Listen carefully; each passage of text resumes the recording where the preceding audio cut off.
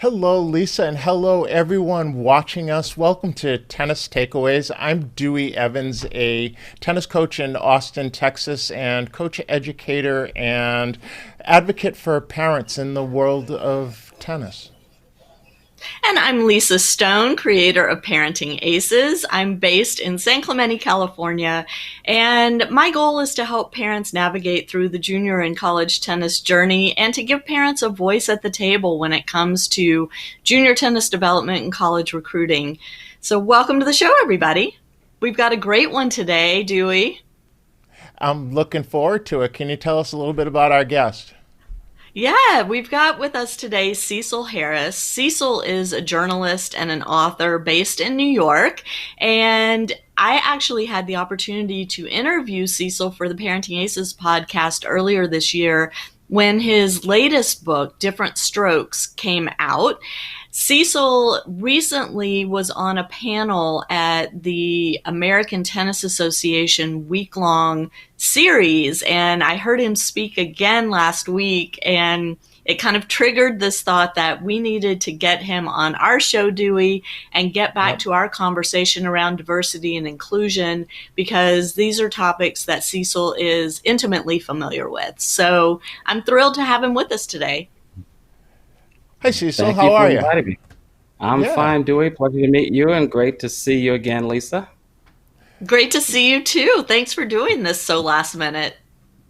Oh, you're So, welcome. Cecil, I didn't have a chance to read your book because we just found out, over the weekend that we were going to have you on, but I did get to listen to the podcast that you did with Lisa earlier in the year, and some fascinating information and some places that I think people haven't really dug into a lot, where you seem to really have your finger on the pulse of some places where tennis maybe hasn't done quite as good a job as they advertise, or that we all see that has happened in the world of player development. But there's some other places in tennis that maybe need a little bit of help. What's your thoughts?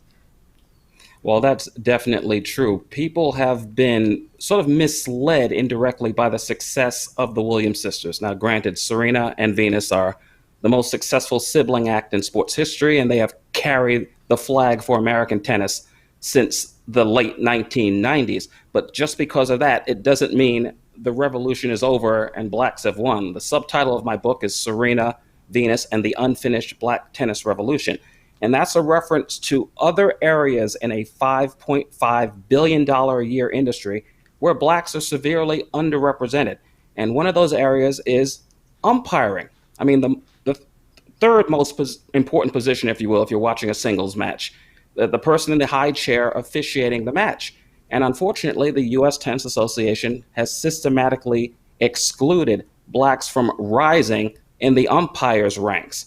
And when Lisa and I spoke on her Parenting Aces podcast, I mentioned Sandy French, who is still the only African American ever to officiate a U.S. Open singles final. And that was in 1993, 27 years ago. And the following year, when she reported to the U.S. Open, she was demoted. And she was told, you didn't deserve to work that final last year. Instead of encouraging her and letting that match be the springboard for a successful career, which could have taken her to officiating matches at Wimbledon, the US Open, the French Open, the Olympics, instead she was demoted. That led to the first of two racial discrimination suits filed against the USTA by black umpires. It's still a problem. And the USTA has somehow managed to influence its TV partners, ESPN and Tennis Channel, to not even bring it up. It's an underreported scandal that 27 years later, we still don't have another African American officiating a U.S. Open final. And we've had many who were qualified. A man named Cecil Hollins was the first African American to earn a gold badge that allows you to officiate any match anywhere in the world. He had that credential, yet he was not allowed to officiate a U.S. Open singles final or semifinal. And when he complained about that, he was basically silenced. Hollins and French were the first to sue the U.S. Tennis Association. They settled out of court. Both signed a non-disclosure agreement, so they cannot speak publicly about what happened. But I interviewed both of them more than a decade ago for a previous tennis book, and the issues are the same.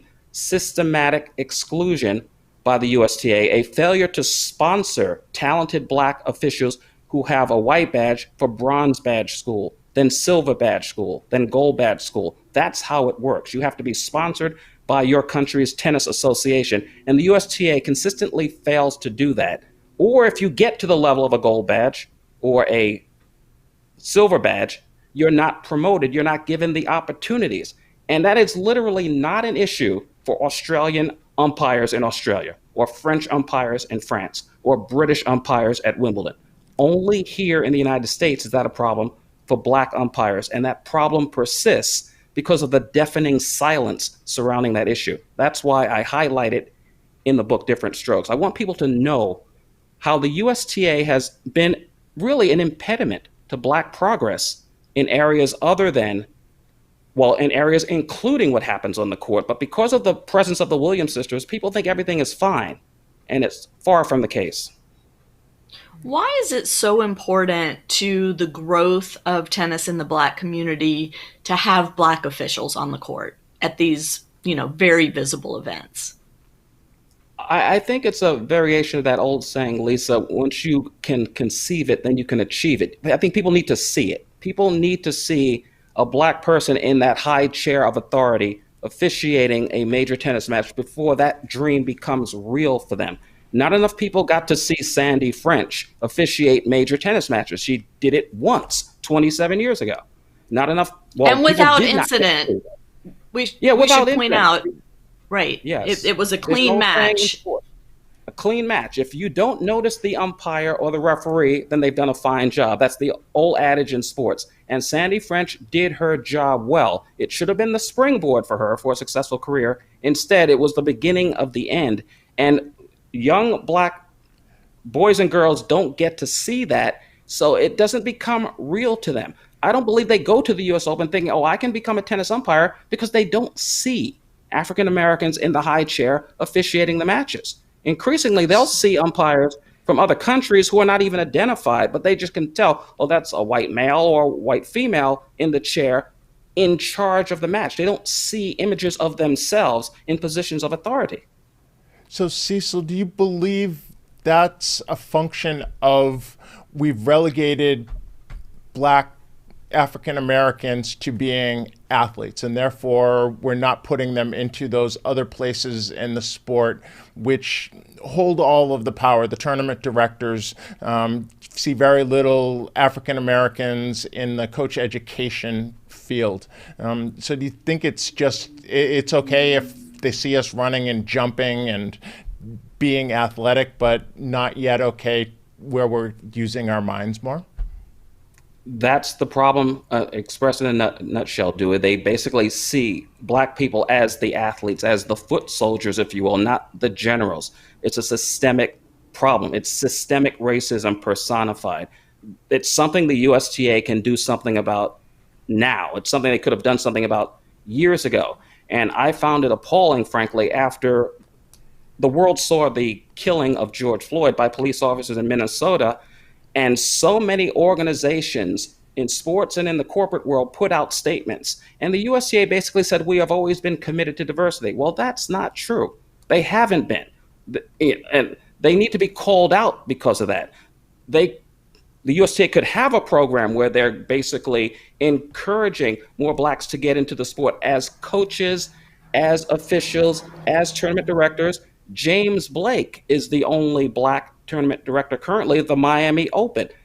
Leslie Allen, a former pro, was a tournament director briefly on the professional level, but the USTA can address that problem overnight by starting a program identifying people who have the skills to be USTA coaches at the highest level. Officials, tournament directors, tournament referees, umpires, lines people. No such program really exists. And if the USTA wanted it to exist, it would exist. Just as the NBA has made strides in encouraging blacks to become referees, there are 2 women full-time referees in the NBA because the NBA addressed that issue after being criticized for many years. There are women officials now in the National Football League. There are more black umpires in Major League Baseball than ever before. because that league has addressed the problem. The USTA would prefer that people not even know about the problem. And when people like me act as gadflies and basically try to prod them into doing the right thing, no progress is made. See, talk about the media. And you've covered the sport, at least written books about it, and covered in some other ways. I heard you talk about trying to get an interview with Althea Gibson, and you're as a young cub reporter, and how that over time has changed your thinking about the role of the media and how it has helped or hurt African Americans. Do you think there are enough people of color covering it? Is that maybe that part of the issue is there's not enough coverage from the perspective of people that understand what the athletes are going through, what the officials might be trying to break through, how they see it, and it is covered from a traditional point of view too much. It is a problem, and that issue of lack of media people of color speaks more toward the media industry, sports editors at newspapers and magazines not assigning Black people to cover tennis, sports directors, assignment editors at networks not assigning enough Black people to cover the sport. And that's a problem when you have this sort of groupthink, everyone approaching from the same perspective and really having the same sort of implicit bias toward the sport. If you don't believe it's a problem that there aren't enough Black umpires or Black coaches or Black tournament directors, then you're not going to write about it or talk about it. You don't perceive it as a problem. And athletes can be discussed, talked about, written about in stereotypical terms if everyone's coming at it from the same perspective.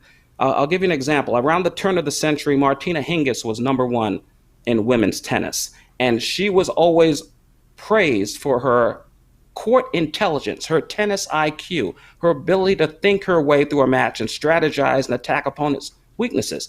Well, gradually Venus and then Serena Williams took over, and they became the two best players in the world. And suddenly the narrative was about the physicality of the Williams sisters, the athletic ability of the Williams sisters. I heard them often described as natural players. And I mean, you're Coach Duey, you know as well as I there's no such thing as a natural player. You have to learn the strokes. You have to learn the grips. You have to master the skills of the sport. You don't just get out of bed and become a great tennis player. But that whole narrative changed once two Black girls were the best players in the world. Oh, athleticism, physicality, as opposed to tennis IQ. That's an issue when there's a lack of people of color writing about the sport, broadcasting the sport.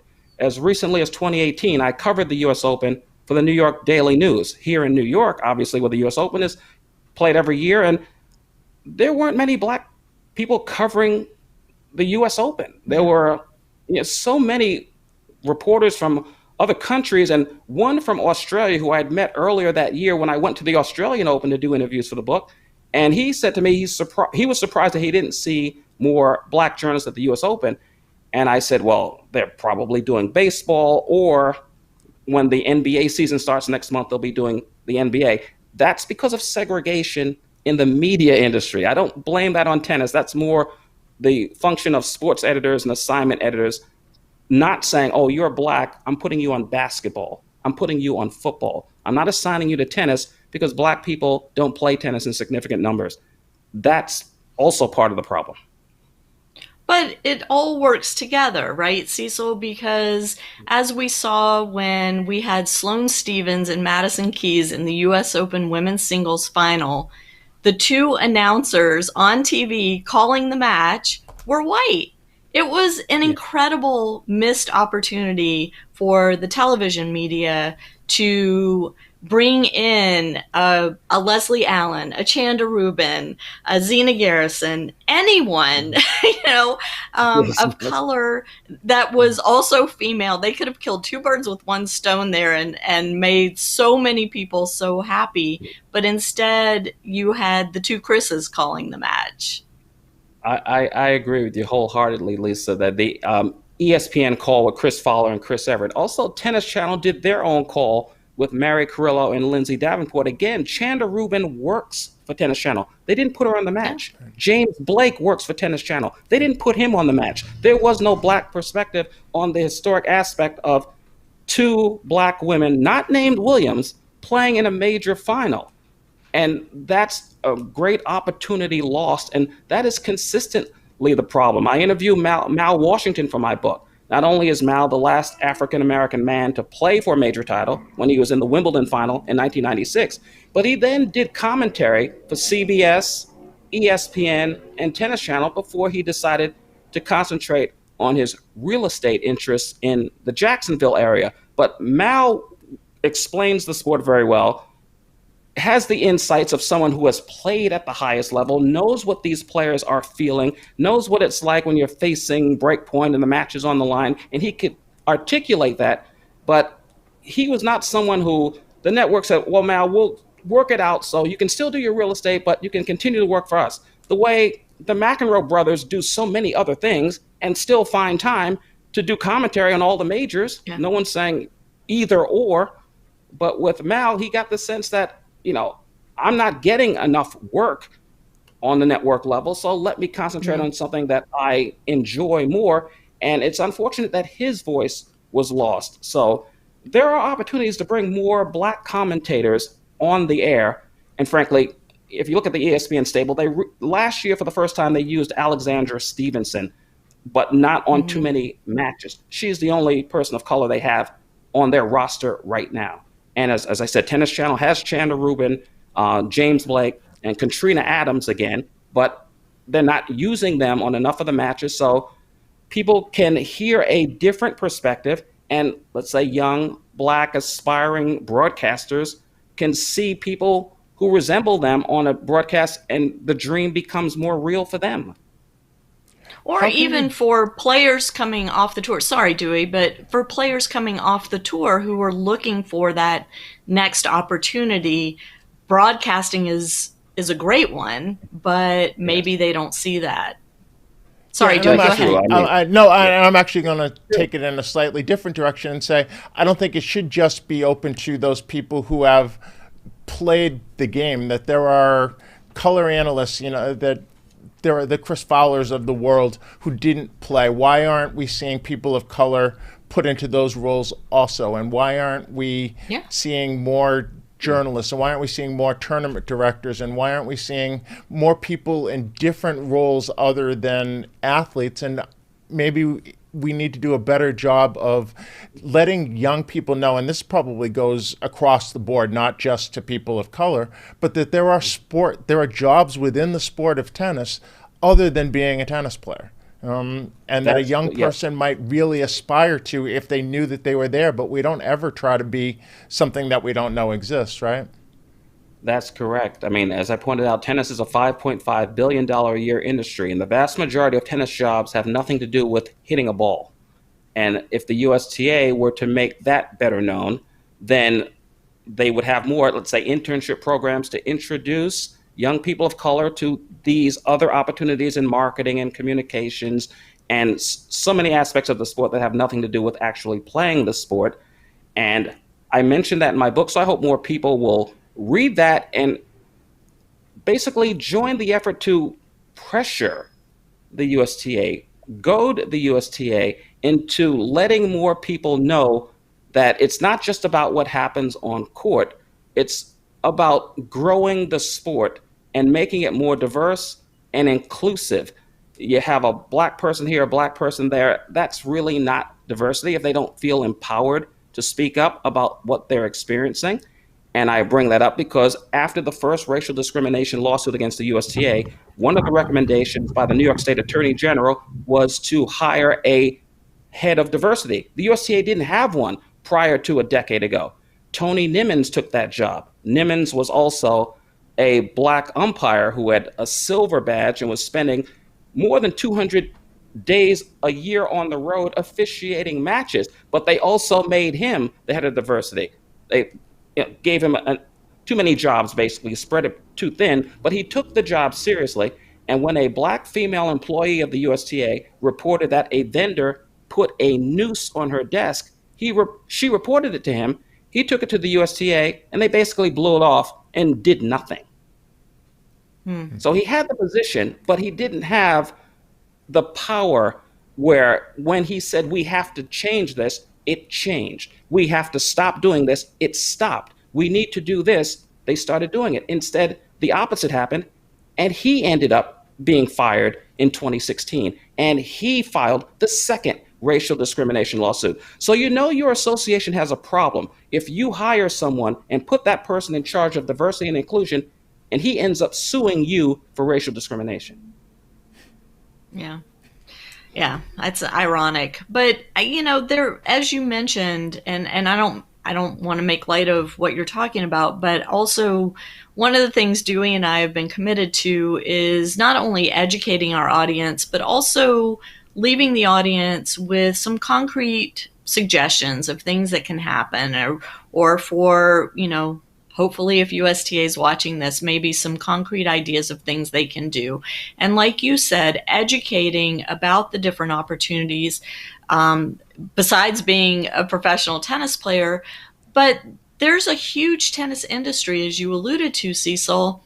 Companies like Wilson, like Penn, like Babolat, like Adidas, like Nike, that have tennis specific departments and areas of their companies, and have sales reps, have player reps. I know coming up through junior tennis, you see reps from all these companies trying to get the young juniors, hooked on their products so that they have more representation out in the field.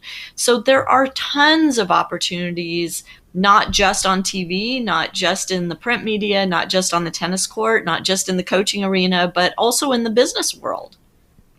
That is so true. And unfortunately, Lisa, I think the USTA is going to have to be dragged kicking and screaming into doing it, because I refer again to the statement they put out when all the corporations felt compelled to put out a statement about the horrific killing of George Floyd.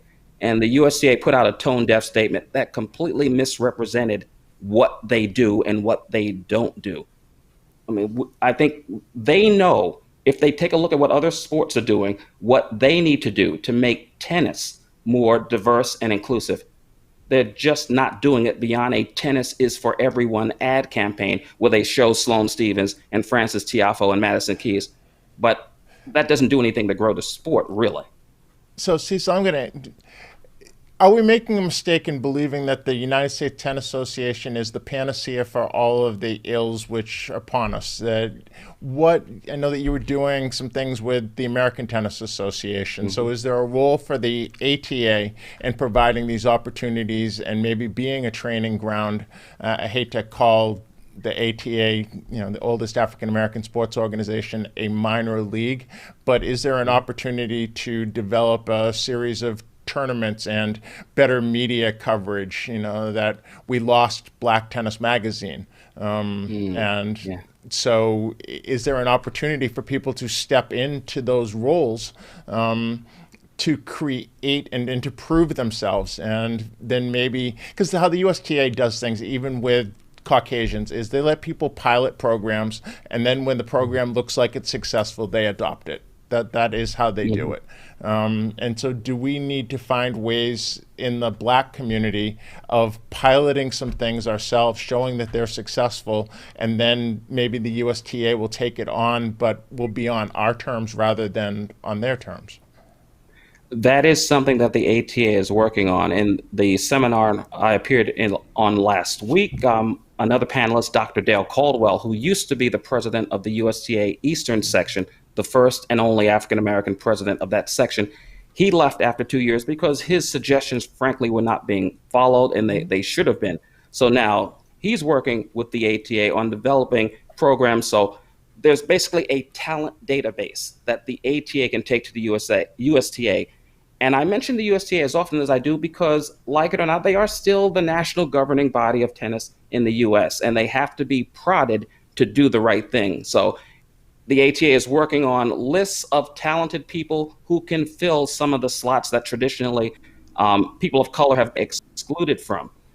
Talented coaches, umpires, tournament referees, tournament directors, marketers, communicators, graphic artists, webmasters, you name it. The ATA is working on developing lists of talented people that they can take to not only the USTA, but to the various tournaments around the country. employ these people at the Pacific Life Open out in California, employ these people at the Miami Open, employ these in Charleston, South Carolina, the various events around the country where you need talented people, and they tend to all look the same, and there's not enough diversity on the circuit in the United States. And yes, there is a need for minor league tennis in America, because we're seeing at the top a desire to try to cut off the world rankings at 300. We all know there are many more than 300 talented tennis players, but if tennis has its way, they'd like to limit the sport to just 300 players. Where is everyone else supposed to go? There need to be opportunities. So I'm going to, here's where I jump in, and here's where Lisa and I I don't want to say we part company, because we don't have a part company, but she is very much a traditionalist and for the sport, and I very much believe the sport is boring as the day is long. But there is an opportunity for a different product to come to light, which is more, can be groomed in the black community. There's a reason that people like watching Gail Monfils more than they like watching Roger Federer Richard to some degree. Richard Gasquet. And it's because it's exciting, right? He is a showman. And I believe there's a real opportunity to create a show which is tennis, which will bring more people in, which will create that renaissance. And I think not lost on me that tennis was most exciting and was growing the fastest in the U.S. when there were the greatest personalities and rivalries, and McEnroe being, out of control, and Connors being a bad boy, and Vitas Gerulaitis having all the personality and life in the world. And it all got dumbed down to a degree when we started teaching players that you had to control your emotions and not show your opponent things. And we created a bunch of Bjorn Borgs, right, and Chris Everts of the world, which were great when tennis was going strong. But now that tennis isn't going strong, we're not bringing new people in, because who wants to watch it, right? And I think that that's where we're missing it, is that we're trying to conform to a product that, to me, is a dying product, as opposed to we're finding ways to create a new product, bring something new to the table. And I don't know, what are your thoughts? Which side are you on? I guess Lisa's to your left and I'm to your right. No offense, either way. I devote a chapter in Different Strokes to Dr. Dale Caldwell and his efforts to try to create what he wants to call a People Up Tour, where there would be tournaments around the country for talented players who are not in the top 300, but entertain and inspire young people to want to play the sport. And he has ideas about starting in the East, because he's based in New Jersey, but then into the Midwest, the South, the North, the West, and have tennis tournaments where the people are, because most people can't afford tickets to the U.S. Open. They're not necessarily going to get on a plane and come to New York when it's healthy to do so. Especially now, they're not going to do it. So bringing tennis to the people is one of his proposals. I devote a chapter to that, to give him the opportunity to let everyone know that that's what tennis needs. I agree with you. The sport was a lot more exciting back in the day. I mean, I used to love to watch Yannick Noah make the shot with his back to the net between his legs on the dead run. He was doing that back in the 1980s. When you see Federer do it, announcers, again, act like they've never seen it before. And maybe those particular announcers who come from football, like Chris Fowler, maybe they hadn't seen it before. But it's been done. And there's a chance for more excitement to come into the sport, more personality, more flair. Players had, I am more inclined to agree with you on this point, Duey, that we need to see more diversity in terms of playing styles, and that will excite more people to watch the sport. Yet, Nick Kyrgios gets bad-mouthed, when he does his thing on court. Not cursing, as long as he's not hitting a ball at an umpire, and they all know that there's a boom microphone at courtside. So if you curse, millions of people are going to hear it. As long as Nick stops doing that, just give us the unique flair of Nick Kyrgios, and that's plenty. I mean, I have no problem with Serena yelling, come on, and pumping her fist. Some people do. Why? That's her Yeah. Yeah, personality. Let I her I show will it. tell you that I lived with someone who was a sports fan but had never been really a tennis fan. And when we first went to our first tennis match together to watch someone that I was coaching, she player won a point, long, exciting point, but the other person made an error, right? And she was all excited for this person, and she wanted clapping, and I have to say I was immediately like, no, no, no, you don't clap for errors, and you don't do, and like Yeah. she was like, okay, and we'll sit on my hands, and Mm. how boring was that? And there is no other sport where you're encouraged to sit on your hands. And it's why Davis Cup in other countries is so exciting because the crowd's just going wild. There is truly a home court advantage. When I was coaching a young man trying to play on the tour, and he was, as he said, he might be the most athletic tennis person ever, but he wasn't even the best athlete in his hood. But we would do things on fun days, and just he would work on at the time we're from Boston, and D Brown had won the slam dunk contest doing this 360 no look dunk. All right. I And remember. at the time, Pete Sampras was, hitting the air Sampras overheads. Well, we would practice hitting 360 no-look air Samprases. He wanted to actually take off at the service line, hit an overhead, and land on the other side of the net. And I had to really explain to him that you realize the net's still 3 feet high after you've traveled that distance. It's not like there's nothing there and you just land on the ground.